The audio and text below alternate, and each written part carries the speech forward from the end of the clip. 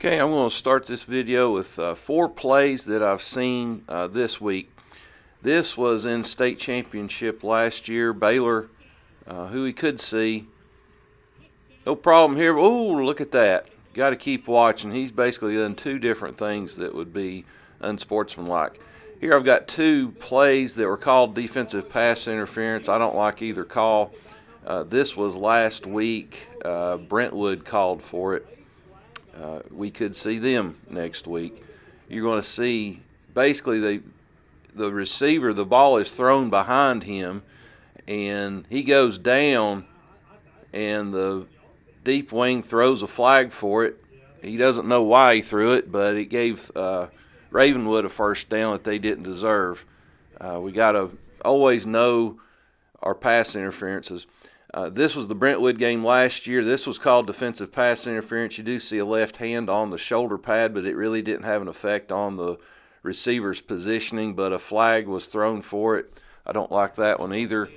And lastly, this is one we got to talk about as a crew because we got to be ready for it. Boy goes down right at the goal line. You've got one wing signaling touchdown early. The other one looks like he's spotting the ball, but the one who's spotting the ball doesn't come in to talk to them. Mind you, this is a state championship game. That wing finally basically overrules it because he says he's in there. When you do the slow motion, this is one that if he made it, he barely made it. Knee right there. It looks like he makes it, but you've got one shot. You don't get instant replay. If you're sure of touchdown, sell the touchdown. Take it. If you're sure he's short, sell that. Take it. If neither one of you are all that daggone sure, you got to come in and talk about it. And that's tough. It's hard to be real rough on this crew because you did have one, I believe, sold it because the announcer said that one was giving touchdown, and he comes in and talks it out. But this is one of those situations where we've got to be ready as a crew for those kinds of things. The short wings on those situations at the goal line, a lot of times there's going to be bodies between you, and you can't really sell the call one way or the other. But on the deep wings, there's going to be some space because that runner spurts out of there. And we've got to be ready to not only be looking at the goal line, but looking at that knee as he's stretching that ball out. Our Boyd Buchanan video, we had a pretty good game. We didn't miss a whole lot. I'll note where we did, and I'll pick on a few things. The mechanics-wise, the only thing I really have a big criticism on, Ken, you're coming in too close on the kickoffs. This is the opening kickoff, and I noticed you're doing it throughout. We're going to have some guys that if they return it, it's going to be an absolute challenge for you to get to the goal line on the other side.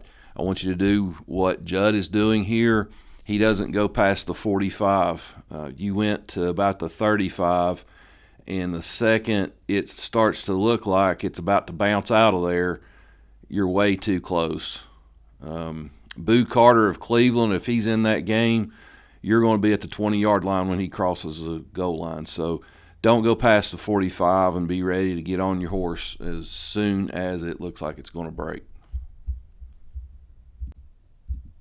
Okay, the next clip is for the chain crew. We've got chain crew video here, folks. You would think that having, this is a semifinal game. You've got actual officials, local officials doing the chains. You would think they'd know how to do it. But throughout this game, the box person kept moving before Garrett ever gave a signal. There were times where Garrett's about to give a spot and the box is starting to move, or the one of the sticks is moving before anyone's. I've even given a first down signal. When I was a lineman, I'd always talk to my chain crew, and I'd tell them, this is how we're going to do it. I'm waiting for my referee to give me a first down signal. Once I see that, then I'm going to give you a signal to move. If it's a long pass and I'm way down the field, then maybe you pay attention to the referee instead of me. Don't wait on me in that situation, but generally do that methodical approach to it every time. Don't move the box until the linesman gives an indication. This crew didn't do that. I probably should have jumped on them I didn't. But look what they do here. And I saw this on several clips. Garrett's going down to get the spot. He's got the spot. Here she's moving. There's my signal for first down. They're already up and gone. There's no sense in that. We've as a chain crew, you've got to give us a chance to blow a whistle that we have a flag somewhere that possibly you don't see. And that's the purpose behind trying to be methodical about it. Our crew is going to get on a whistle very quickly on a foul, but in that situation, they never really got a chance, and that's courting disaster. Okay, on this one, I love Ken's movements, and we're going to go real slow up through it to show when he's going back and when he comes back in. You're going to have a little pass into the flat on his side.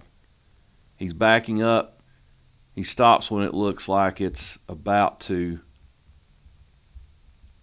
go down. So Ken's backing here because he sees pass.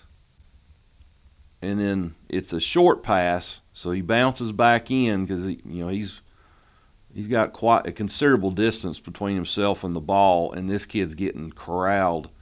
So he gets on his horse to get down there for the dead ball, accordion style, and both the deep wings have to do this all night. It's run back and forth, basically.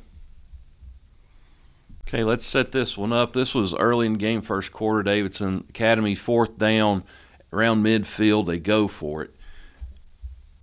Not really expected. I'm going to go through this just to show what everybody did. And as you watch this, I want you to think, where am I and where am I looking at? What am I doing?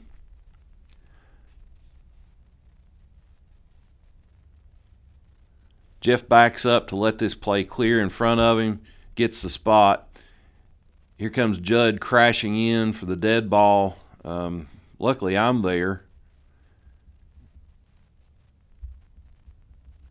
Now, a lot of times when we've got a situation here, we've got ball carrier from white on the blue sideline, so we've got to clear that kid out of there as soon as possible so stuff doesn't happen. Everybody's in front of Jeff, so this isn't a situation where he's got to turn, pivot, or do anything because people went out of bounds behind him. They're all in. He let everybody get in front of him, and what's great about it, he's at the 2-yard restraining line. He just helps himself to some more space. And luckily at Boyd Buchanan, they had space to give, but I really like that. He keeps it all in front of him. It was fourth down. He didn't make the line to gain, so I've got the signal. Stansberry's coming in as usual, and Judd is there to clean it out. There's not a lot for him to do because 5's going out without much trouble. Okay, let's talk about some pass interference principles. Remember, pass interference restrictions are on the offense from the snap. They're only on the defense at the time the ball is released by the passer. If the ball is thrown behind the line of scrimmage, there are no pass interference restrictions. You can't hold somebody, but you could, push somebody away. You could block them away from making a reception. So let's watch what happens here on this. Boyd's going to throw a little screen to the left in front of Jeff. And White comes barging through there, and he might have made contact with some of those blue kids, but you see where the line of scrimmage was, about the 28, and the pass is down. I can't see it. Okay, there it is. The pass is right to there. White has his hands on it at about the line of scrimmage was 23. He's about the 25, so he's about 2 yards behind the line of scrimmage. And Blue is hitting him as he's got the hands on the ball. That's where he bang on Blue's part anyway. But it's behind the line of scrimmage. You could do that early if you wanted to the kid. I apologize in advance for just how picky I'm being on this one, but where I can slow motion and focus in on Jeff, I want to make a point of it. This pass is going to go past him. Sizable gain, and he gets the spot, but I think he's focused too much on keeping an eye on the spot and not paying attention to the possible trouble to his left. As you see, the hustle's great. It's absolutely great. It's a good spot. But right here, the head's down watching the spot, and you've got two players jawing at each other in their face. I believe if Junior was watching this, what he would like more than anything, if you have to, throw a beanbag on your spot and go over there and make them shut up. Now, luckily, Judd is coming in there to do that himself, but he's going to be. You've got a head start on him. I think it would be totally appropriate right here to toss the beanbag. You know where your spot is, and it's going to be a first down. But don't let this go on to your left, and you can't see it, because if one of them took a swing at the other, you don't see it, and then the retaliation's probably what you're going to see, and that's what's going to get flagged, and both of them are going to deserve it if they do something here. So keep your eyes open. A Chattanooga newspaper account that just had us with about 14 penalties in this game, which, considering how close it was, we weren't flag happy. Jeff gets a holding call here that's a good call. Right here on this edge, he's holding up number 4 just a little bit.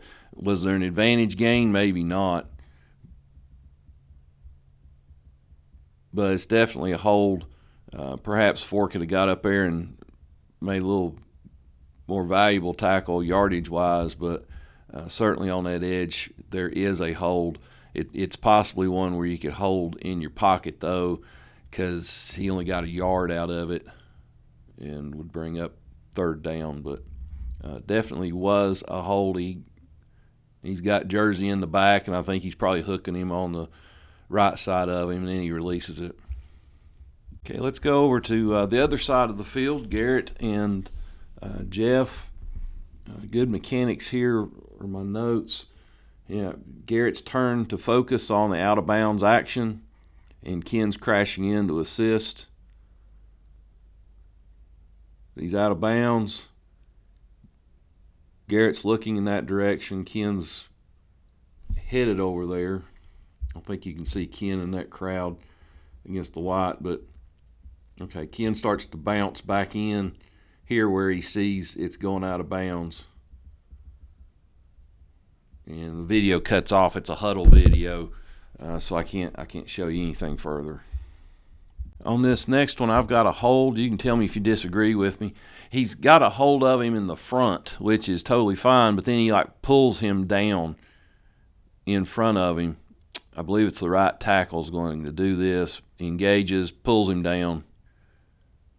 And the only way he gets him down like that is by a pull, a takedown block. So he's in the front, but then he just jerks him down.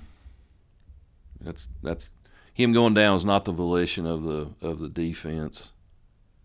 You don't see that foul much, but I caught it in front of me.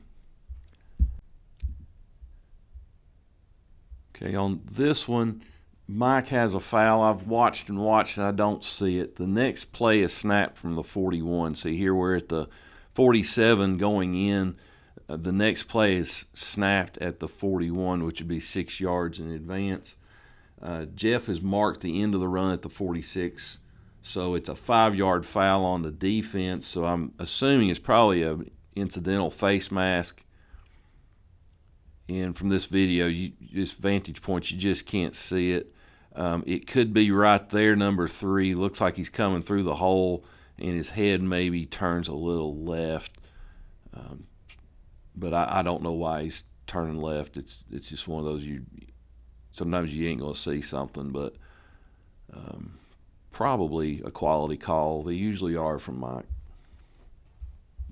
Okay, with these huddle videos, it's hard where they chop off the ends. It's hard to see penalty enforcements. Left tackle's going to move. Mike and I both are all over it. The reason I noted this, I didn't see you, Mike, turning to do a 1. Maybe you don't do that on false starts and stuff, but Garrett's giving it to you. I couldn't really see if you were. It's just one of those picky things at the state. They may say maybe if you left arm you're doing it there. I can't tell. Just wanted to mention it. This is one of the few times where I actually got some penalty enforcement. And looking at it again, it looks like you probably did get with the one because you've got possible eye contact there with Garrett. But so if we're doing it, that's great because they love it down at State. Okay, now here's the one where I believe I've beat myself up on this one. On the field, I felt like the quarterback was probably across the line. Jeff said he wasn't, and I just left it at that because, in 7-man, Jeff can help me a lot. But watching the video, the line of scrimmage is a 29. His left foot is clearly, the line of scrimmage was the 19, and his foot is clearly on the 20. That's my fault. I should have gone over there to that spot and made my own judgment for it because you can see me looking right there. And I talked to Jeff. Jeff thought he wasn't.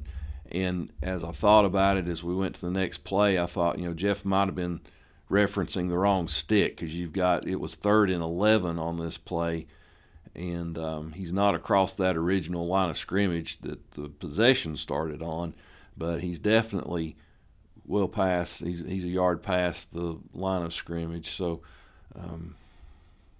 if he'd have completed that pass for a big gain, then that would have been a pretty significant foul to throw. I believe it was incomplete, so it made it 4th and 11. So it wasn't a big deal. But again, if he catches that for a first down, that's a big call.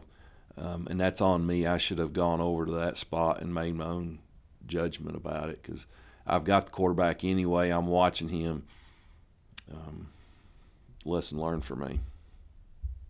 In my notes here, this is a well-oiled machine. Calling timeout, getting the spot, getting balls switched out, cleaning up. The ball carrier here is slung out of bounds, but it was good to pass on calling anything for it. Goes over to the Jeff's side in front of Judd. You see the engagement. It's not a real bad sling, but we're catching it all. Chains might have moved quickly. Let me look at the chains a second. Yeah, they're about to pick up and leave, and I've not even signaled yet. This one, the left guard is holding the defender, but that defender made the tackle, so there's no advantage gain. I may switch to the close-up I don't know if I can or not. Close-up shows it a little better, but right there you see him pull him, but the kid makes the tackle, so there's no call to make. I probably had the better view of it, but again, there's just no call. No advantage. Okay, here I'm going to focus on Ken. Going back to the pylon on this pass, when the runner gets caught up, he breaks in as he should, and there's a good spot by the short wings for it. See, Ken's backing up, and then he comes in. That's good, and we've got a good spot. On this play, my notes, I'm just going to read my notes here for a second. We're evaluating Garrett's spot. It's 4th down. Looks like a good spot. He hustles to it, asks for the ball to put down. Great situational awareness on his part. We measure, and they're short, which I knew they would be, but I felt people needed to see it. Since it was a change in possession, I simply left that ball there and had the other team's ball brought in to spot off it. If the offense was going to snap the ball again, I'd have picked it up at the chain and walked the ball in. I told Mike to keep the ball between the marks. We couldn't just stick it on the yard line as we normally would because someone might look at that and say, hey, we made the first down. So it has to stay at exactly the same spot that they failed to get the first down.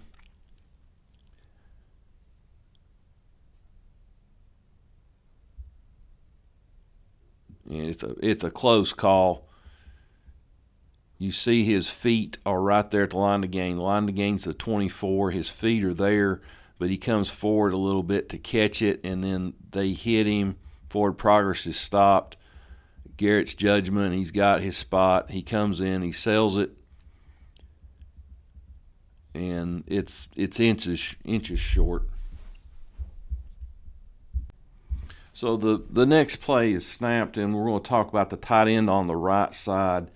being 2 or 3 yards past the line of scrimmage. I don't know if that number was eligible or not, but remember the rule is 2 yards for the expanded neutral zone on these situations, but we don't call it except for 3 yards. And here the kid is just a little bit past it.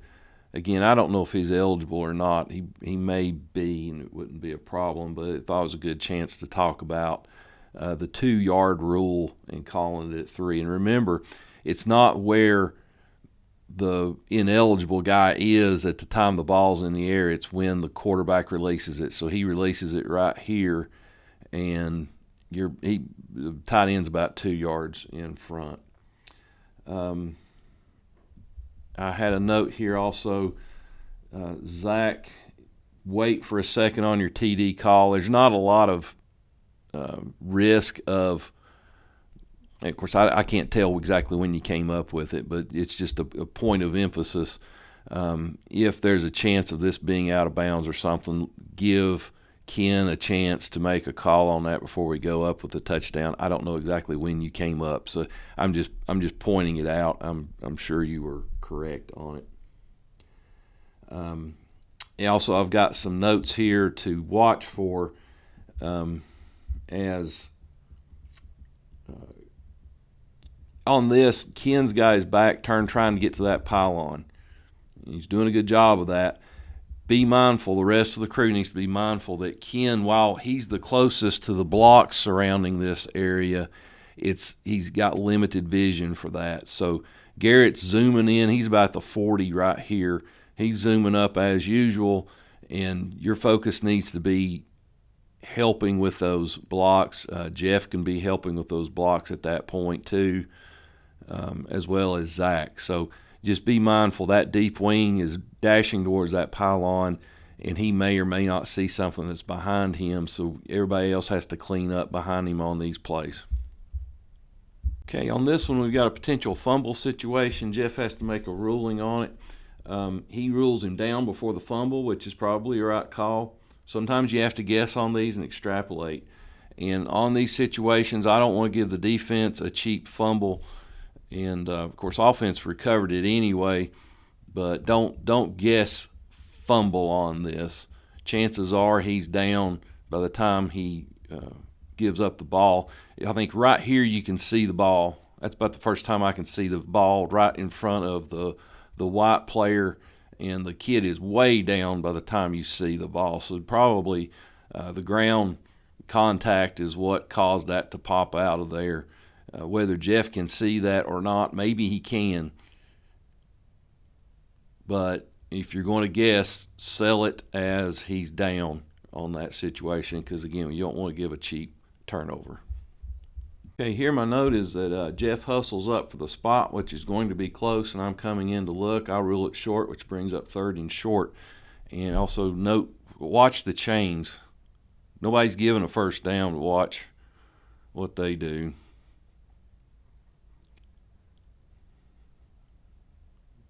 When a guy starts moving, I've not even had a chance to look. Whether it's a good spot or not, it's hard to tell from the angle. It looks like a knee goes down. No, his elbow goes down. Elbow is down. Hand's not down, but elbow is. So that looks like about the 43 if I'm running it back. Close to the 43. 43 is the line to gain. It's a horribly close call. But Jeff squares it in, and we've got to trust his judgment with it. And change, just let us do our job. The down marker's already moving. There's just no sense in that. Those are actual TSSAA officials. I'd probably have preferred Boyd Buchanan's regular crew. Okay, now I don't profess to be an umpire and know exactly how umpires are supposed to be. It's my least favorite position on the field, but I want to point out something here to Mike just as a question. Here I've got you focusing, I think you're focusing too much on getting the ball down and ignoring potential dead ball issues. This is an interception play. Turnovers are a prime ground for stupid stuff happening, dead ball. So we need to make sure we take care of that first. And where you're in the middle, you're sort of number one in being able to do that. Your wing's going to be able to take care of getting the spot and ruling a change of possession.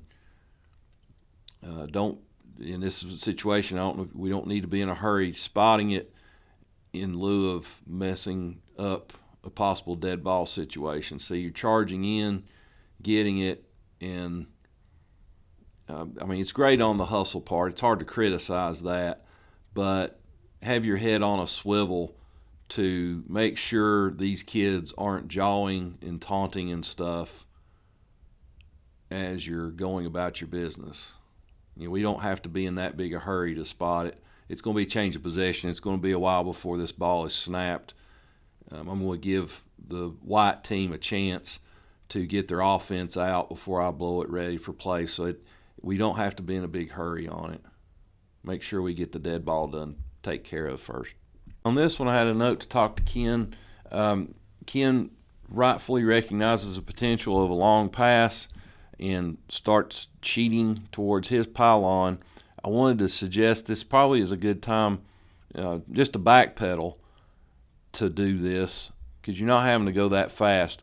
You turn your hips, in my opinion, when you've got to have speed. But before that, you're fine, I think, to just backpedal your way back there so you keep everything in front of you. That's what I've seen these college officials do at ETSU games when I've been on the field with them, is they do a lot of backpedaling. And I hesitate to suggest someone do that they're not used to it, but I think at this speed you're safe to do it, and you're squared up better to see the field. But at some point here, I think here's where he chucks it down the field, and obviously you've got to have some speed going on here. And how different would this game have been had Davidson Academy caught that ball?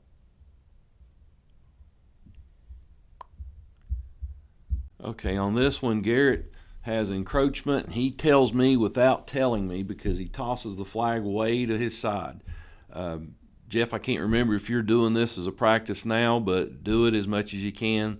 That way we get it going.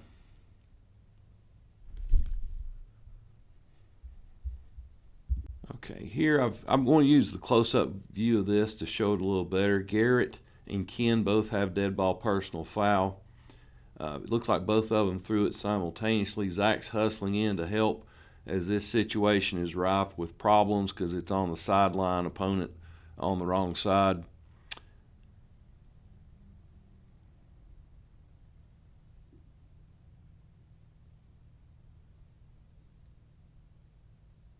And when you look at the wide view, you can tell he gave some extra action on the kid as he went out of bounds. So the point of this is everyone's coming in to deal with this situation, which is what we've got to do all game long.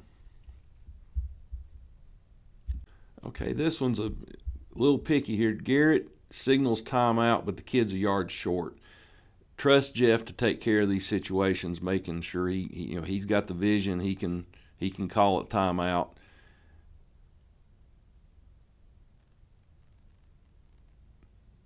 But we wind up spotting this ball short of the first down.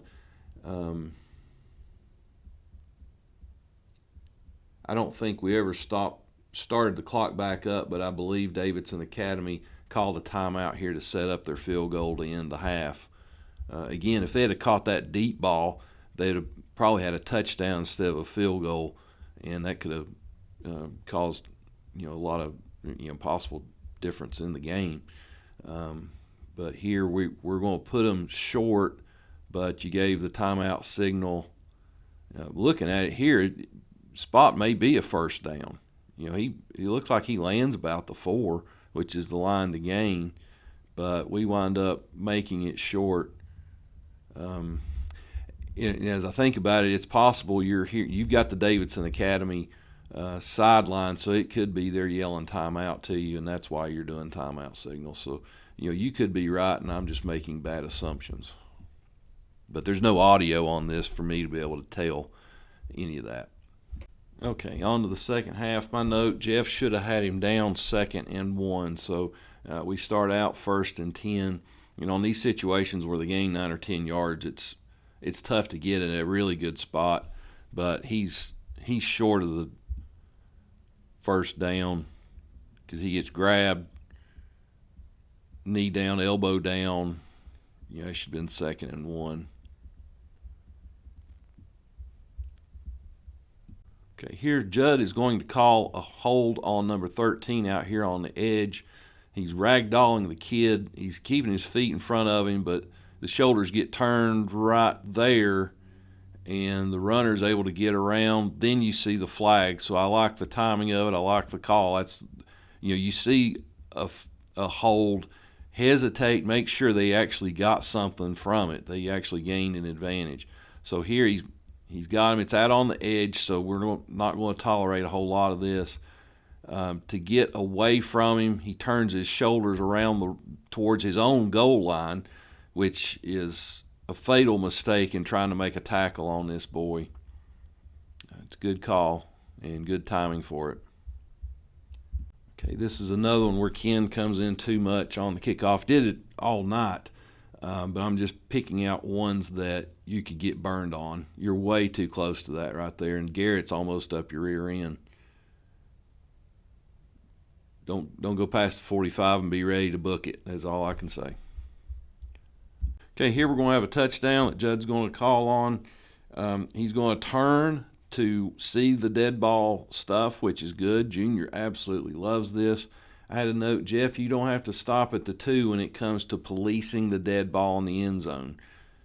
You're welcome to go up there and take care of that situation, get the ball out of there, get the kids back to their huddles, just like on a normal play where you've got them out of bounds and Judd comes in to clean it up.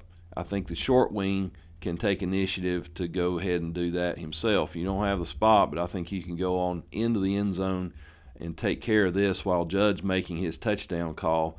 But you see here, Judd's turned. He's trying to look, but I don't think the 2-yard line is a barrier for the dead ball. For live ball, 2 yards is, not for the dead ball. Go in there and take care of that so we don't have some situation happen on TV. Okay, here I'm going to have a false start on the left tackle. I'm the one that got it. It felt like it was early to me, and I just let my instincts guide me to go ahead and drop the flag. And when you slow it down, I believe I'm fine because you see the center snap right here, and the kid's already been going back beforehand. So I wanted to talk a little bit about the philosophy on these calls. On a holding call, blocking the back and all that, you've got time to process what you saw before you dump the flag. But on a false start or encroachment situation, you don't have time to think about it because you've got to stop the play. So all I can say is trust your instincts. If you start doubting your instincts, you miss calls. Here, my instinct was that left tackle moved early, and I dumped the flag. Now, after I dumped the flag, I was like, golly, that was close. But on film, I was right. So I wanted to point out that difference on these kinds of calls. You can process your thoughts on most flags, but not on false starts or encroachments. If you start doubting your instincts, I think you make mistakes. Okay, on this one, Jeff has Davidson Academy on an encroachment call. And I thought on this one that Garrett could have had the same thing. They're way up on the ball on this 4th and 1. Just way up. And Jeff, you arguably you probably threw that a little bit too late. Quarterback's under center. Throw it right there. Stop it before they start making contact. Because technically on encroachment, it's an encroachment once the ball's ready for play. Before that quarterback gets under center, you can throw the flag. And I would make sure we do that. See, look at this big scrum that happens because arguably we're late with that flag. Okay, here's where Judd has a touchdown call, but he steps in front of the pylon to make it. I told him don't do that. Stay behind the pylon like you did that last touchdown. He mentioned to me that Jeff about ran over him. And watching the video, Jeff, you did go past the 2 on that. Again, on the live ball, the 2-yard line's your barrier. Judd's coming in to clean up after his touchdown call, but we want to keep that touchdown behind the pylon here. And Jeff's more than welcome to come in to help with the dead ball once Jeff's signaling for that. Okay, here we've got a no call on a possible hold, and it's one where an untrained eye could think the guy is getting held. Let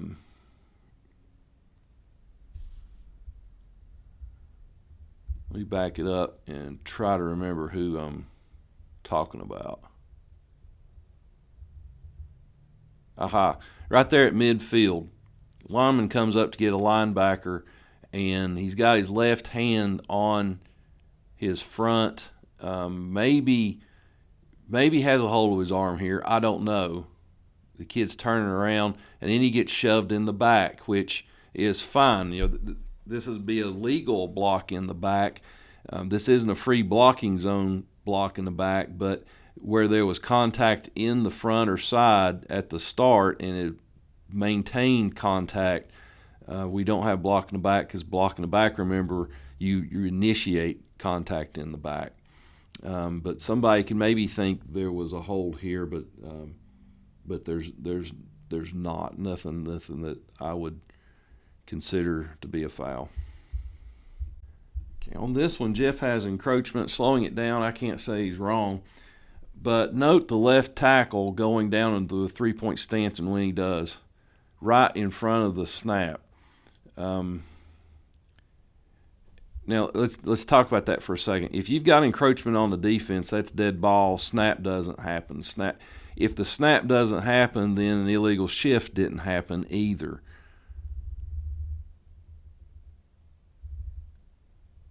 Well, it's not the left tackle. It's the I guess that's a tight end. But he goes down. He's making movement, and they're not still for a full second before that quarterback snaps it. So you've got an illegal shift, but again, it never happened because you got a dead ball foul preceding it. And if you do have an illegal shift, remember, you just drop the flag, let the play go, and then we'll talk about the foul later on. So technically it was never an illegal shift because they never got the chance to snap it because you got the dead ball foul preceding it. Okay, here we've got the go-ahead touchdown. Of course, on the field, we felt like Boyd Buchanan was probably going to set up for a field goal because it was a tie game. They had a good kicker, and this kid just squirts right through. Mike wasn't expecting it because he was in the wrong spot. Here it comes. And we're in the right positions for everything. I just wanted to let everybody see it. And here's the final play of the game. And when I saw it and I noticed one little thing about it, I was like a proud papa. And I recalled my poem that I want to give full credit for this. That is my pylon. It belongs to me. When the interception occurs, I will run to it like a blur. And when the runner arrives with the ball, I'll be there with the touchdown call. So go back. I want to slow it down. Boyd makes the interception, and I want you to see the short wings. You got Garrett and Jeff. They break towards the goal line because it's a deep pass, but Boyd catches it right here. Jeff hits the brakes and hauls rear end back the other way. So does Garrett. If Junior will love this if it happens in one of our game at the 6A level. That's perfect reverse mechanics. You cannot do it any better than that, and that's just due to knowing what our duties are on a 7-man crew. Good job.